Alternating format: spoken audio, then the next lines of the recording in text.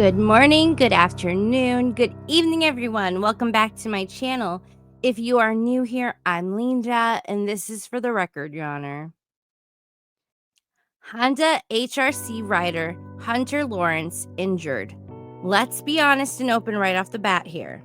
Hunter has been a solid top 12 guy so far in his 450 career. Sorry, not sorry. He just doesn't have the natural speed and flow as his brother Jett. Hunter needs a little more training and practice to get up there. Eventually he will, and his time will shine. It's just not right now. Last night in Tampa, Florida, he struggled a bit during the heat. Rumors were that there were concerned issues with the bike. The suspension and exhaust needed adjustments, and the front end was tweaked. But when he was out there, Hunter had crashed and went down. Fans knew it was official and bad when they didn't see Hunter line up for the 450 LCQ. He was out of the competition and did not race the main events in Tampa this weekend. Neither Hunter or his brother Jett were featured, as both are injured. Hunter went down and was seen crawling off the track to exit off. Eventually, he laid down and was seen holding his stomach in some sort of pain. When he finally stood up, he looked like he was in complete shock. Hunter is known to have some sort of rib issue and some other old injuries that tend to act up or easily become re-injured or easily bruised. It has not been released at this time what are the injuries and how bad it really is, as well as what it will mean for him and his season. He left the track completely with assistance from obviously Alpinestars and was seen in the back of the medical cart in a neck brace, mad and upset. Honda was obviously hoping with Jett out, at least Hunter can hold it down in some spots, at least the top 10 every Saturday, and keep things afloat. But now what? Yikes. This is not a good season or year for these brothers, as they are currently going through and dealing with some personal things and a major lawsuit, and I mean major, like $600 million major. Yeah. I do have a video out on that. Please go check it out if you haven't. I also have a mock trial video on it going over some of the information and documents of the case, just so everybody can get an understanding of what exactly is going on off the track that may be affecting the brothers when they are on the track. We can only hope Hunter is just banged up and sore with nothing broken, but there hasn't been a release injury update as of yet on his condition and where exactly for sure is he hurt, as the broadcast did not show that much of it, and I don't think they even really did that many reviews. But most have said it was definitely a hard slam on his head. Some fear it was his neck due to leaving in the brace, but just so you know, they do that with all head injuries for the most part to keep it upright. If that is so, he will most likely be under concussion protocol and be out for a bit till cleared. This may also explain why I said before that when they were standing him up, they were patting him down and he looked worried as hell and in shock. He might have been knocked out for a brief second. If a concussion is suspected during the race, which clearly there was a concern, the rider is required to go directly to the Alpinestars mobile medical unit once stable or up or lifted away from the track and safe from traffic. The athlete is not allowed to return to practice and or racing until additional testing is supposed to be performed. Unless you are Cameron McAdoo. I mean, did you guys see that when he got ragdolled like the Trials rider in the video game on a tabletop side? I don't know if that was 2 years ago. That shit was insane. He was definitely knocked out, but he got back on the bike after speaking quickly with a team member and just went back out to the race. Tell me in the comments down below if you remember this. If a concussion is confirmed, the athlete is disqualified for that day and placed into the concussion and return to ride rules protocol. Additionally, if information is obtained that an out-of-competition practice crash has occurred, the athlete will also be required to be presented for an evaluation and possible inclusion into the concussion protocol.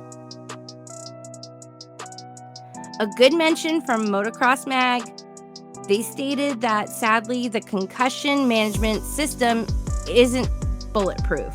With over 100 riders on the track at every event, it is nearly impossible for the Alpinestars medical unit to, obviously follow up on every single rider that has a crash and hits his head. Sometimes it's not caught, it's not seen.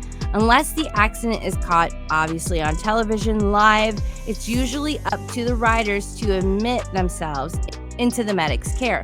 However, many riders won't come clean when they hit their head for the fear that they could miss races, lose points in the championship, or potentially lose their ride. So it is a big deal. It's their career.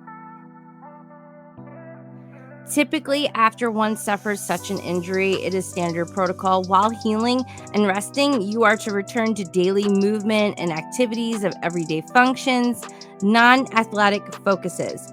In the following days, into probably the second week or so, and then followed by that light aerobic activity, then to obviously moderate, such as balance on the bike and reviewing your original training habits, and move towards heavy and non-contact activities, eventually practice, where in this case, with a motorized vehicle, baby steps, no jumps. Then introduce full contact or range of competition, working on the jumps and speed all together. Here are some more keys and points in detail of how it's supposed to actually be done. Immediate removal from the competition. If a rider shows signs of a concussion, they must be immediately removed from the race and evaluated by medical personnel. Medical evaluation by a concussion specialist.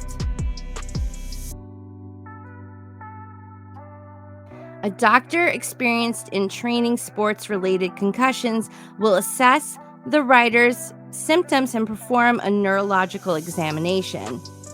So, the neurocognitive testing.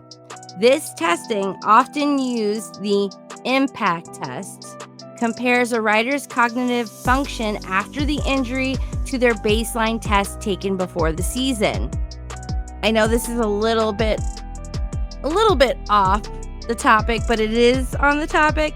When I worked back in rehabilitation centers and nursing homes, and we did cognitive studies and tests all the time. I believe it was like every 3 months we had to do it with each resident and patient. And it tells you a lot. Like one of the questions is a simple, like, we're going to give you 4 items that you have to remember. And at the end of these 10 questions, I'm going to ask you to tell me what those items were. They're simple, but they could be tricky. And if you're not fully paying attention, focused, or you got, brain fog, obviously you're going to show signs of concern. Graded return to activity. Once the rider shows improvement in symptoms, they will gradually progress through a structured exercise program that may include light cardio, specific motocross drills, and eventually return to riding on the track under supervision. Medical clearance. A rider cannot return to competition until they are cleared by the doctor and demonstrate that they are symptom-free and performing at their baseline level. Important things to consider. Subjective symptoms. Concussion symptoms can be subjective, so open communication between the rider, medical staff, and the team is very important and crucial. There are red flags. If a rider exhibits concerning symptoms like severe headaches, confusion, vomiting, or loss of consciousness, they should be immediately transported to a hospital for further evaluation. This goes for anyone, even outside of the sport. You have a fall, you hit your head, you should always get it checked, because if you wait too long and these symptoms start, you're going to run into some major problems.